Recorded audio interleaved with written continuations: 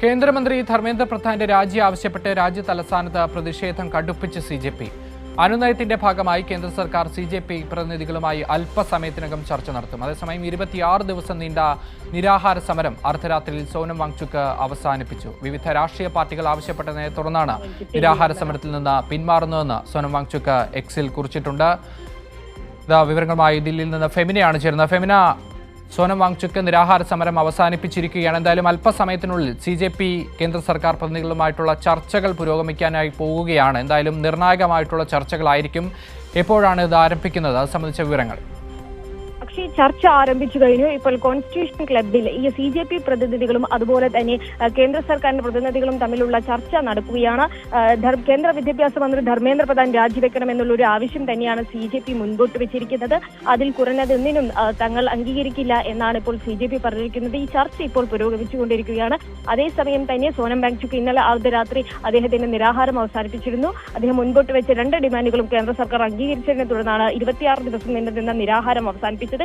ഇപ്പോഴും പ്രതിഷേധ നഗരിയിലേക്ക് നിരവധി ആളുകളാണ് എത്തിക്കൊണ്ടിരിക്കുന്നത്. പ്രത്യേകിച്ചും പ്രധാനമന്ത്രി നരേന്ദ്രമോദിയുടെ മണ്ഡലത്തിൽ നിന്ന് വരുന്ന ആളുകളെ നമ്മൾ ഇപ്പോൾ കണ്ടു. അത്തരത്തിൽ നിരവധി പേരാണ് ഈ പ്രതിഷേധത്തിന് പിന്തുണയുമായി രാജ്യത്തിന്റെ വിവിധ ഭാഗങ്ങളിൽ നിന്ന് ഇപ്പോൾ എത്തിക്കൊണ്ടിരിക്കുന്നത്.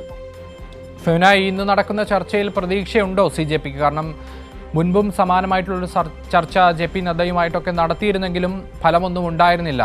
ഈ സിജെപി ഉയർത്തുന്ന പ്രധാന്റെ രാജി എന്ന ആവശ്യം അംഗീകരിക്കാൻ ഒരു ഘട്ടത്തിലും BJP തയ്യാറായിട്ടുമില്ല. അങ്ങനെ ഇരിക്കെയാണ് ഇപ്പോൾ വീണ്ടും ഒരു ചർച്ച. പ്രതീക്ഷ വയ്ക്കുന്നുണ്ടോ ഇതിൽ? കേന്ദ്ര വിദ്യാഭ്യാസ മന്ത്രി ധർമ്മേന്ദ്ര പ്രധാന്റെ രാജി തന്നെയാണ് ഇപ്പോൾ സിജെപി ആവശ്യപ്പെടുന്നത്. ആ ഒരു ആവശ്യം കേന്ദ്രം അംഗീകരിക്കുന്നതിന് വേണ്ടിയിട്ടുള്ള ഒരു സമ്മർദ്ദം തന്നെയാണ് സിജെപിയുടെ ഭാഗത്ത് നിന്നുണ്ടാകുന്നത്. എന്നാൽ കേന്ദ്ര സർക്കാർ ധർമ്മേന്ദ്ര പ്രധാനെ സംരക്ഷിക്കുന്ന ഒരു നിലപാടുമായിട്ടാണ് മുമ്പോട്ട് പോയിക്കൊണ്ടിരിക്കുന്നത്. ഇന്നലെ പ്രധാനമന്ത്രി നരേന്ദ്രമോദി ഇത്തരത്തിൽ ഒരു വീഡിയോ സമൂഹ മാധ്യമങ്ങളിൽ പോസ്റ്റ് ചെയ്തിട്ടുണ്ടായിരുന്നു. അതിൽ പോലും ഒരു സംരക്ഷിക്കുന്ന തരത്തിലാണ് മറ്റു ഈ വിദ്യാർത്ഥികളുടെ പ്രശ്നങ്ങൾ പരിഹരിക്കും എന്ന് പറയും എങ്കിൽ പോലും കേന്ദ്ര വിദ്യാഭ്യാസ മന്ത്രി ധർമ്മേന്ദ്ര പ്രധാന്റെ രാജിയിലേക്ക് എത്തുന്നില്ല കാര്യങ്ങൾ എന്നാണ് റിപ്പോർട്ടുകൾ. അത്തരത്തിൽ വിദ്യാഭ്യാസ മന്ത്രിയെ സംരക്ഷിക്കുന്ന നിലപാട് തന്നെയാണ് കേന്ദ്ര സർക്കാർ ഇപ്പോഴും തുടരുന്നത്. ഫെമിന, ഈ സർക്കാരിന്റെ ഭാഗത്തു നിന്ന് ആരൊക്കെയാണ് ഈ യോഗത്തിൽ പങ്കെടുക്കുന്നത്? ഒപ്പം സിജെപിയെ പ്രതിനിധീകരിച്ച് ആരൊക്കെയാണ്?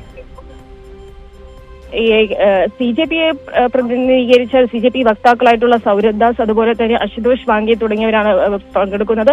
കേന്ദ്ര സർക്കാർ പ്രതിനിധീകരിച്ച് കേന്ദ്രമന്ത്രി ആരോഗ്യമന്ത്രി JP നദ്ദ, അതുപോലെ തന്നെ JP നദ്ദ, ജിതേന്ദ്ര സിംഗ് എന്നിവരാണ് പങ്കെടുക്കുന്നത് എന്നാണ് നമുക്ക് അറിയാൻ സാധിക്കുന്നത്. ഇപ്പോൾ ചർച്ച കോൺസ്റ്റിറ്റ്യൂഷൻ ക്ലബിൽ തുടരുകയാണ്. ഇപ്പോഴും ജന്തർ മന്ദിറിൽ അതേപോലെ തന്നെ സമരം തുടരുന്ന സാഹചര്യമാണോ ഫെമിന ഉള്ളത്? ഒപ്പം അഭിജിത്ത് ദീപ്കയൊക്കെ ജന്തർ മന്ദിറിലാണോ ഉള്ളത്? അതെ അക്ഷയ്, അഭിജിത്ത് ദീപ്കെ ഇപ്പോൾ ഇവിടെ തുടരുകയാണ്. ഇത്തരത്തിൽ ചർച്ച കോൺസ്റ്റിറ്റ്യൂഷൻ ക്ലബിലാണ്, ദില്ലിയിലെ കോൺസ്റ്റിറ്റ്യൂഷൻ ക്ലബിലാണ് ഈ ചർച്ച പുരോഗമിച്ചുകൊണ്ടിരിക്കുന്നത്. അഭിജിത്ത് ദീപ്കെ ചർച്ചയിൽ പങ്കെടുക്കുന്നില്ല. മറ്റ് 2 പ്രതിനിധികളാണ് ഈ സിജെപിയെ പ്രതിനിധീകരിച്ച് പങ്കെടുത്തുകൊണ്ടിരിക്കുന്നത്. ചർച്ച ഈ കോൺസ്റ്റിറ്റ്യൂഷൻ ക്ലബിൽ നടക്കുകയാണ്. അതിലൊരു തീരുമാനം എന്ന് പറയുന്നത് എന്തായാലും ദേശീയ രാഷ്ട്രീയത്തെ സംബന്ധിച്ചിടത്തോളം പ്രധാനപ്പെട്ടതാണ്. കാരണം കേന്ദ്ര വിദ്യാഭ്യാസ മന്ത്രിയുടെ രാജി ആ ഒരു ആവശ്യം രാജ്യമെമ്പാടും ശക്തമാവുകയാണ്. വലിയൊരു പ്രതിഷേധമാണ്, അല്ലെങ്കിൽ ശക്തമായിട്ടുള്ള ഒരു ജനരോഷമാണ് കേന്ദ്ര വിദ്യാഭ്യാസ മന്ത്രിക്കെതിരെ ഉള്ളത്. ഈ ഒരു സാഹചര്യത്തിൽ ഈ ചർച്ചയുടെ ഫലം എന്ന് പറയുന്നത് നിർണായകമാണ്.